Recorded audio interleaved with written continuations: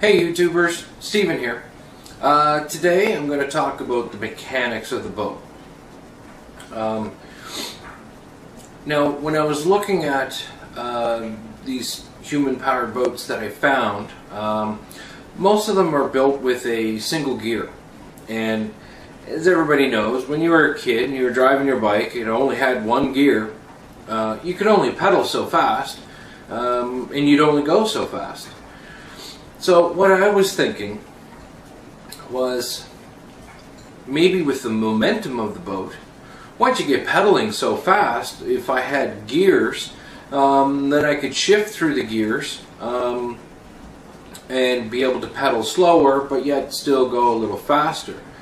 Now, not being an engineer, I've read lots of different articles on these human-powered boats, and to be honest, the math is beyond me. Figuring out the resistance of the water, which is more than air, of course, and the design of the boat hull, and etc., etc., etc., etc. So, I don't know if this is going to work, like I said in a previous video, but it's definitely worth trying. I mean, worst case scenario, if I can't pedal the boat at all, or it doesn't move, then just take all the mechanics out of it and just buy a little electric trawling motor, or a 2 or 3 horsepower motor, and stick it on the back, and I'll still have something I can putt around the lake in. So looking at the human powered boats that are already made, being single gear, the way a lot of them are set up, they have a gearbox. Now some of these gearboxes, they have 2 shafts. They go on the top like this that they mount the pedals to pedal. And then there's a shaft on the bottom that they connect a rod or a steel pipe or something. It goes down through the bottom. And then there's another right angle gearbox to change the direction of the shaft. And then they mount the propeller to that. My thinking, sorry, I'll go back a step. The other drive that they use is called a twisted chain drive. Now the way it works, you have your pedals and your big sprocket, and the chain goes down a tube, and down the bottom of the tube it's a very small sprocket that's turned 90 degrees. Now I wasn't able to find the length between the 2 sprockets in order for this to work, but bicycle chains are fairly flexible, so you can twist them at the right length and they won't derail. Now most of the designs actually have a little wheel to help keep the chain on track, if you will, and the chain is very tight, so that it doesn't come off. And at the bottom of the tube is just big enough for the chain to fit on the sprocket. So if the chain does go to come off, the tube will actually keep it in place. It'll prevent it from coming off the bottom sprocket. Now, I thought about using the twisted chain drive at the back of the boat, but I'll get to that in a moment. Now, my plan was to use the bottom part of the frame from a bike to have the pedals, and to be able to put the rear sprocket on. Now, to start all of this, I basically cut up a bunch of the bike frames that I was looking for, and I took the rear sprocket off of the mountain bikes. Basically took the sprocket off of the rim itself, and then I disassembled the rim. I took all the spokes out, took all the little metal pieces off, and then I put the sprocket back on the axle to hold it into place, so that I would just have a single unit. And then once I did that, to many of them actually, I took the bottom frame and I made brackets to mount it off the bottom of the boat, and I had to make sure that I had enough room for the rear derailleur to have clearance underneath of it so it can shift gears properly.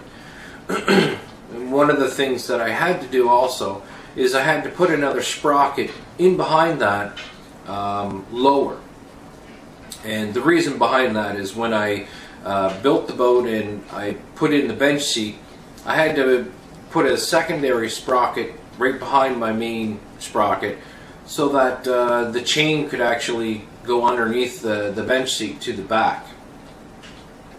Now when I was looking at the sprockets, on a 21 speed mountain bike there are 7 sprockets on your rear, and the largest sprocket is 28 teeth and the smallest sprocket is 14.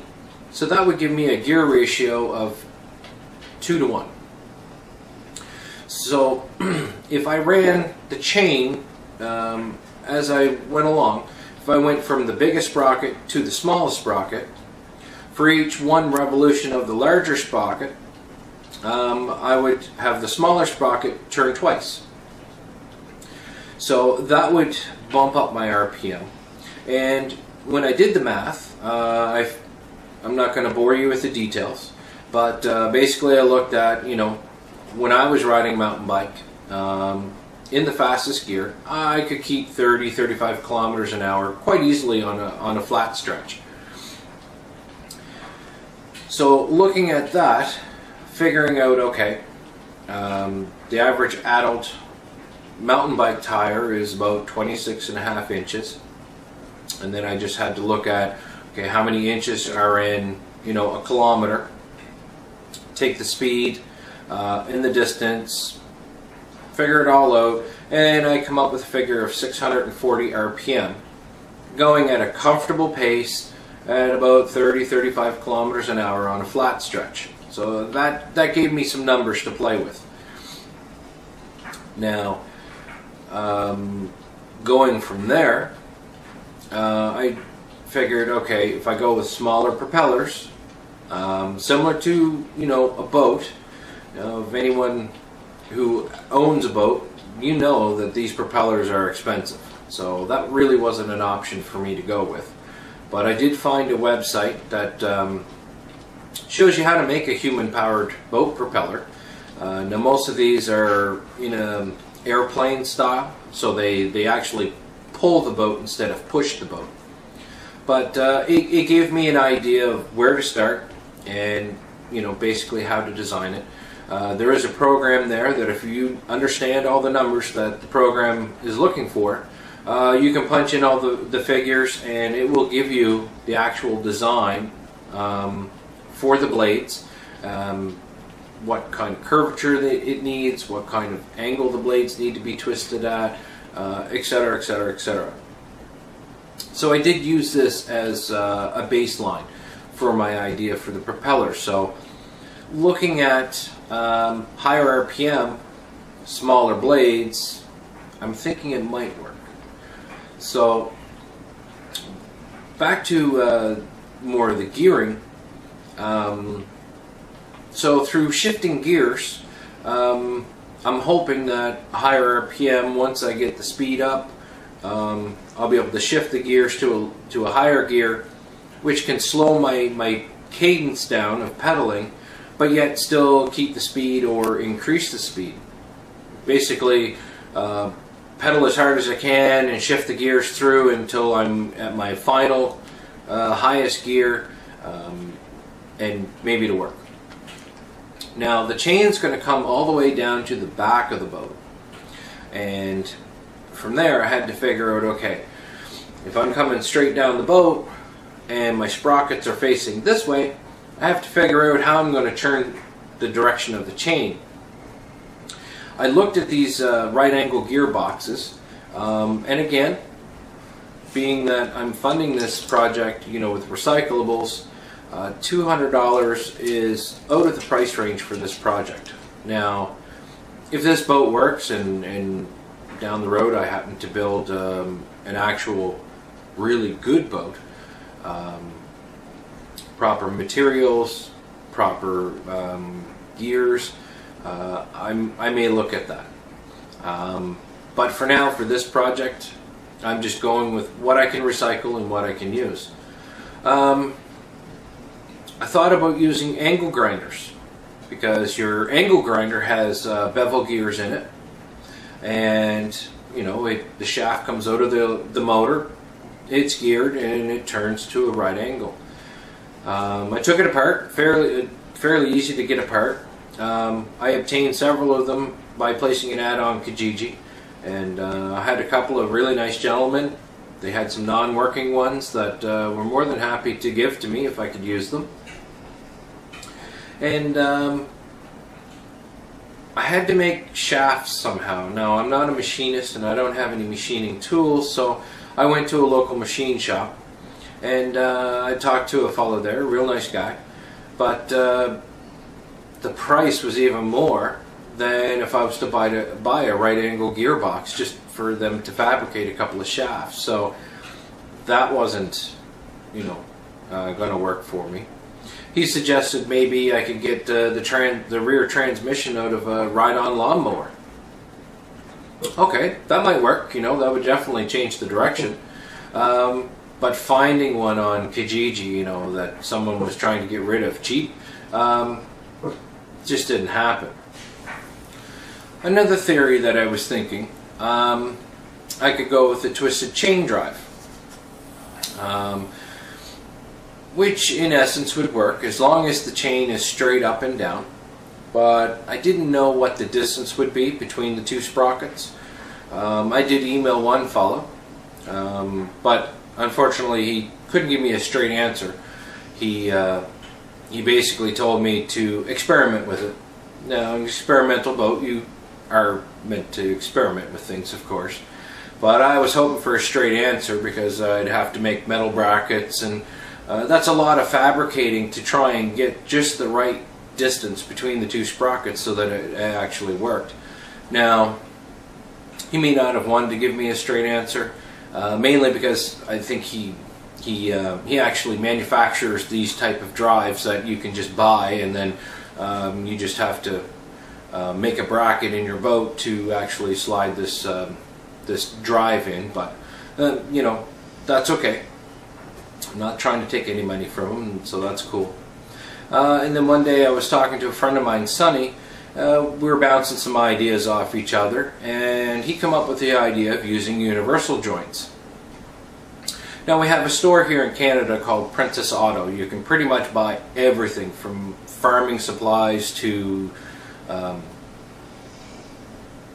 tools and different things, you know, used for your car and your home, your shop, whatever.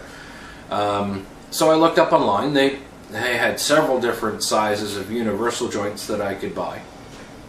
Mostly they're meant for hydraulics, but it really doesn't matter. You've got a steel shaft that you can put in and bolt it to it. All good. So I picked up 2 universal joints and 3 steady bearings, so that I can run the shafts through the steady bearings and bolt them into place. And then each universal joint, I'll have it set at 45 degrees, so 2 45s equal a 90, and then I'll just mount the single sprocket on either end, and then I can run it up to my other sprockets. Now, with this boat, where I'm planning on running dual propellers, I have to run dual sprockets in the back. And I did some experimenting on a piece of plywood just out in the shed. I'll show the picture here. And I put a bunch of chains on it, organized it. It was like, okay, this can work. I did read on the internet, on one web page, talking about running dual oat boards on the back of a motor, or on the back of a boat, sorry, where it explained that you need to run the propellers in opposite directions, because if they both run in the same direction, the boat is going to track in that direction. So you'll constantly be steering it just to keep the boat going straight. Now, it didn't say whether speed would have any factor on this. So if I'm just cruising at, say, 10 kilometers an hour, would the boat track that way, or is it only when it's fast? So I took some chain and in the sprockets that I had just thrown into a piece of plywood, and I ran them in a figure 8, underneath one, over the top, and then back underneath. Now it was a little difficult to get the chain, you know, together, and, you know, holding it and using the tool to get it together, but I did. And what I found was when I started spinning the sprockets, they spun in opposite directions, but the links were rubbing together, and it made it very difficult to turn it. So what I did was I took the chain and I lifted it down onto one of the smaller sprockets, which gave it a lot of slack, and I was quite surprised. I could spin that as fast as I could and as hard as I could, and the chains didn't come off the sprockets. So I was thinking, okay, this will work. I can make the propeller spin in opposite directions. Everything's starting to come together mechanically. But what I think I'm going to do, just to make it easier, when I'm first setting up the boat, is I'm going to run both propellers in the same direction. That way I just run a single chain between the two sprockets that'll go like that, and see how it works. Worst case scenario, if the boat does track to, you know, one direction instead of straight, then I can simply just lengthen the chain and set it up in a figure 8, and then just make another propeller. Now, from the two sprockets, I'm going to run a chain down through the bottom of the boat, and I'm going to use the bottom bracket off of mountain bikes. And the bottom bracket is where you mount where your pedals mount onto. So I cut the main shaft up by the seat, and then I trimmed off all the extra metal on that. And on one end, I'm going to put a single sprocket off of a children's bike on one end. I'm still looking at different ways of how I can attach it. I'm not sure what kind of metal the shaft is made out of, and if it's weldable, you know, to a sprocket, or if a sprocket can be welded to it or brazed to it. I have come up with a couple other different theories. If I got some box tubing or square tubing, because where your pedals go on the shafts, it's 3/8 inch square. So if I got some square tubing that was 3/8 inch on the inside, I should be able to slide that on the shaft, and then possibly weld the sprocket to that shaft, and then just use a cotter pin down through the shaft, and or just use the pedal nut that goes on it. But as I get out and actually play with it, I'll figure out what actually works best. And then on the other end, I'll actually mount the propeller, and I'll probably mount it a very similar way as I did with the sprocket. Whichever works easiest, end's not going to slip. And then from there, it's just a matter of fabricating some sort of angled shield to go around the chain to keep everything all watertight in there. The next thing on the mechanical list is the steering. And everybody has their handlebars on their bike, which connects to a neck, which goes through a sleeve in the frame. Now, what I'm doing is I've cut that sleeve off of the frame. I'm going to use the neck that mounts into the sleeve, and then I cut off a piece of the handlebar, and I put a hand grip on it, and I also mounted my gear shifters on it so that I can put that beside me in where my seat's going to mount, probably right in the bench. And then as I'm sitting, I can be able to steer the rudder, you know, left and right. If I want to change the gears, they're right here at my thumb. At the bottom of the neck, I've attached a metal bracket, and what I'm going to go with is clothesline. You always have extra clothesline around. I know I bought a box there to change clothesline here, and I had half of the clothesline still left, so easy to use, cheap. Just a matter of getting a few little plastic pulleys, you know, to put in the four corners, and I can run it back to the rudder. Now the boat plans come with the plans on how to make a rudder, mainly because the boat plans that I bought for the skiff also show you how to take the skiff and make it into a sailboat if you want, and they even include how to make the sail. So that'll take care of my steering. I have my pedals in the front, multiple gears, goes down to another sprocket so that I can get it under my seat, plus it bumps up my RPMs. I'll run it back to the back of the boat, and there I'll have my universal joints so that I'll turn my chain 90 degrees. Run a chain from that sprocket up to one of the dual sprockets that I have, and then it's another chain across the two of them to make them both run, and then each sprocket will have its own chain going through the bottom of the boat to the bottom bracket on that sprocket. So now that I've got all this figured out, I just have to take my time, finish off building the boat to a point where I'm ready to fiberglass. Now I'll probably fiberglass the inside of the boat before I start mounting all this hardware, because I want to try and keep the boat as watertight as I possibly can. And then once it's fiberglassed a couple of coats on the inside, then I can work on doing the outside. Okay, so this pretty much wraps up to where I am with the boat. Hopefully I didn't miss anything, but once the weather gets nicer outside, I get the boat out and we start working on it. I'm sure if there's anything I've missed, it'll definitely come up in a future video, and I hope the future videos will be a lot more interesting than you just sitting here watching me talk on my couch and me showing you some pictures. So I'm looking forward to getting outside and doing some more work, and until then, see ya.